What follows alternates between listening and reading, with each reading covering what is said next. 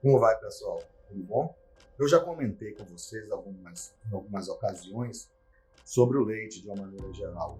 O leite é um alimento que é muito importante para as crianças e que habitualmente o corpo deixa de produzir a lactase, que é a enzima que quebra o açúcar do leite em torno de mais ou menos 7, 8 anos de idade, vai começando a diminuir até a vida adulta, em que essa produção dessa enzima produzida pelo intestino delgado, ela diminui bastante. E as pessoas começam a sentir um pouco de intolerância ao leite. Quando toma um pouco mais de leite, come mais queijo, sente uma distensão abdominal, um mal-estar.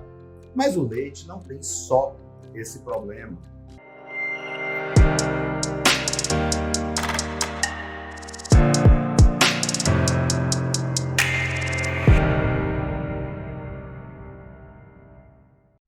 O leite também ele é provido de uma proteína chamada caseína, e essa caseína é uma proteína muito grande, uma proteína de difícil digestão.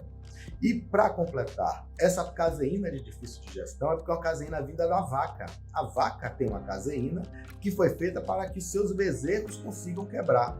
À medida em que nós iniciamos a nossa ingestão do leite de vaca, nós começamos a ter uma certa dificuldade de digestão desse leite e como nós não temos enzima suficiente e capaz de quebrar isso, o corpo começa a reagir contra essa proteína, produzindo anticorpos. Essa produção de anticorpos ela vai crescendo lenta e vagarosamente à medida que a pessoa vai crescendo e pode chegar até, em alguns pacientes, a uma tal sensibilidade em que a mera ingesta do leite pode dar reações sistêmicas importantes, como rinite, sinusite, acne, lesões de pele, como se fossem pequenas feridas ou como se fossem micoses.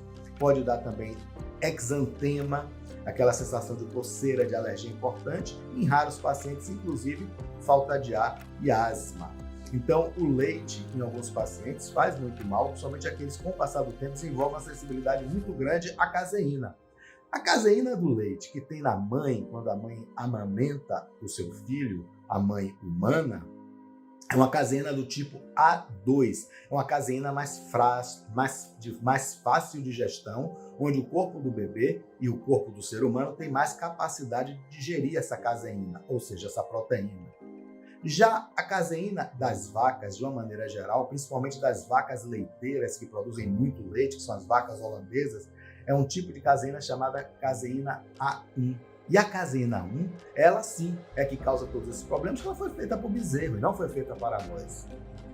Então, quando eu falei há algum tempo atrás com vocês também sobre a vitamina K2, que era muito rica nos alimentos fermentados e muito rica nos vegetais, entre os alimentos fermentados que você encontra mais vitamina K2 são os alimentos vindos do leite, mas o ideal é que você se alimente com leites com caseína A2. Então, é aquela caseína que vem do leite de búfala, do leite de ovelha, do leite de cabra. Esse tipo de leite, esses animais produzem a caseína mais parecida com o que a mulher produz, que é a caseína A2, e não a A1, que é produzida pelas vacas de uma maneira geral. Existem alguns rebanhos de vaca que também produzem a caseína A2, ou seja, o leite tipo A2. Mas esse rebanho não produz tanto leite, então é um rebanho muito menos usado pela indústria para a fabricação do leite que nós consumimos.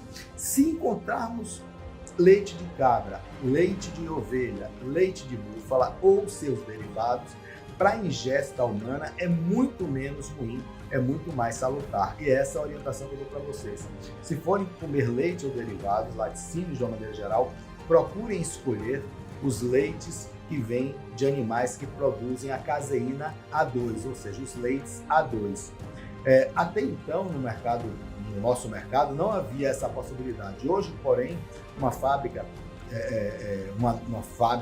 que faz leite de uma maneira geral e sempre fez leite A1, começou a produzir o leite A2 para nossa sorte, ou seja, eu já inclusive experimentei, é um leite muito bom e acho que vocês poderiam, como é mais difícil conseguir leite de cabra, leite de ovelha ou leite de búfala, vocês podem utilizar o leite A2 que a indústria começou a fazer. Eu acho que elas começaram a perceber, se atentar da necessidade sanitária, da necessidade de saúde da população, e as empresas são muito antenadas. Então, elas sabendo que a população está bebendo cada vez menos leite porque sabe das propriedades negativas da caseína do leite da vaca, elas começaram a produzir leite de vacas produtoras de leite A2. Alguns tipos de rebanhos produzem o leite A2, é uma variância genética, mas não são rebanhos que dão tanto leite. Daí eles sempre preferiram A1. Agora essa empresa começou a preferir o A2 e nós temos essa possibilidade. É um pouquinho mais caro, mas muito menos caro, inclusive, do que os leites vegetais, como leite de coco, leite de aveia ou leite de amêndoa,